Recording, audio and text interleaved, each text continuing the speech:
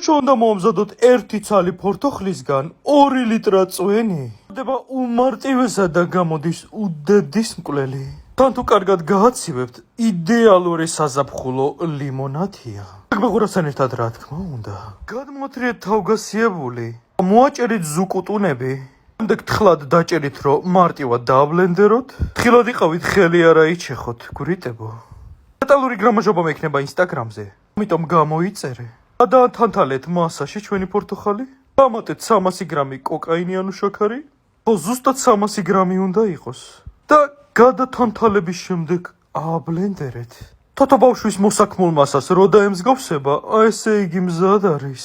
შემდეგ გადმოათრიეთ თასში და დაამატეთ 1 ცალი ლიმონი. ადგით ცეცხლზე და რბილად მოურიეთ. დამატეთ ასევე პიტნაც გემოსთვის. როდესაც კარგად ათუხთუხდება, გადაწურეთ. 1 ლიტრა წყალი უნდა დაასხათ შემდეგ, მეგობრებო. ჯერ ცოტა უნდა გააცივოთ, რა თქმა უნდა.